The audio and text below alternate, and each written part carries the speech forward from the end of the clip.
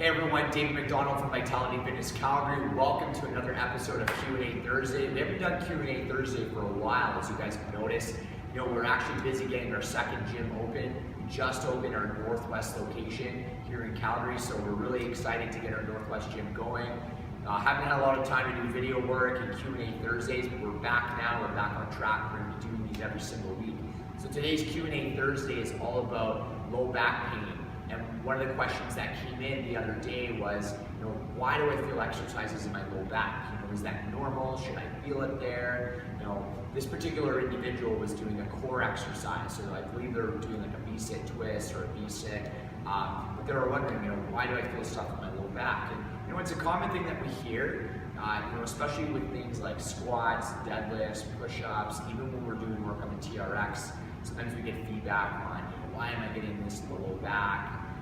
So something that you really actually don't want to have. Any exercise you do in, whether it's you're working with a trainer, you're working on your own, you're in a boot camp setting, unless it's actually designed to work the muscles of the lower back, or doing like a lower back extension, then you actually don't want to feel any exercises through the lower back.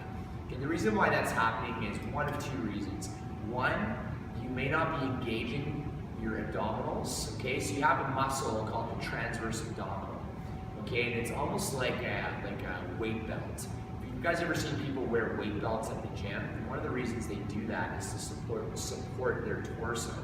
And weight belts are kind of counterproductive because your body becomes dependent on it and you don't actually develop that core strength that we all need to support the spine, to prevent us from getting that low back pain. So one reason, you might not be just fully engaged in those abs. Okay, you might not be actually engaging that transverse abdominal muscle. So that's number one. Number two is you can have a really weak core.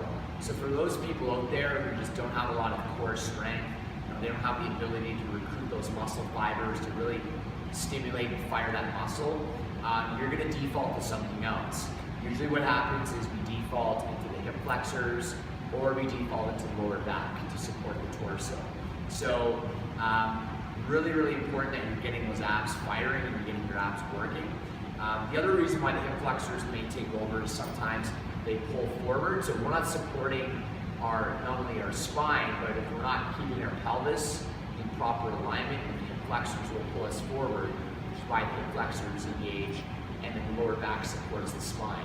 So at the end of the day, what we want to do is we want to make sure we're engaging the abs, and if core strength is something that we lack, we actually want to work on that at home, or after class, after your workout, maybe during the workout, put some extra time into it, and you'll actually start to take away some of that low back pain, put more emphasis on this area to support your torso.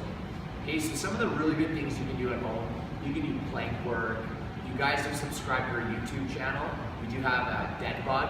That's a great exercise that you can do at home. Where you're lying on your back and you're pressing your knees into your hands. You can also use a stability ball for it. If you guys scroll through our videos on our YouTube channel, go to dead bugs. That's a friggin' awesome exercise for working your abs. The other thing is plank work, front planks, side planks. Again, we have these on our YouTube channel. You guys can scroll through the videos and check it out. But that's the nuts and bolts of core training that you want to start incorporating to minimize that low back pain. And the big thing when you're doing any exercise, it doesn't matter, if you're running, you're sprinting, you're doing a push-up, you're doing a row, a deadlift, you've got to fire up this area. So a couple things you can think about. You can think about pulling your rib cage down a bit to really fire up those abs. Okay? That cue can really work for a lot of people. The other thing you can think about is you can go bracing, like you're going to take a punch. Like someone's going to come up and give you a punch in the stomach, and you've got to brace to absorb that punch. A common cue that's given out there in our industry is, pulling that belly button into the spine. I'm not a huge fan of that because what people tend to do is they tend to just literally just suck their stomach in, and they don't actually recruit and fire those muscles. So I'm more of a fan of the other two cues and variations that you can do. But to go back to the question, that's how you're going to minimize and take away that lower back pain. And that's why you're feeling lower back pain. Not engaging near enough and or just lacking the necessary strength to hold that position. So Thanks for watching Q&A Thursday, guys. If you have any questions you want us to film, you want us to answer, you can post them below on this video. And if you want to come check our gym out, right now we offer a 1-month trial. You can come in, you can check us out on our website at vitalityfitnesscalgary.com. You can activate your 1-month trial. You can come in, try us out for $20 for a month. You can do as many classes as you'd like. You get to experience our awesome program. You'll have trainers here that will lead you through the class. They'll show you proper technique, proper form. They'll work around any modifications, any injuries that you have. If you need any modifications for any limitations that you have, they'll be here to support you.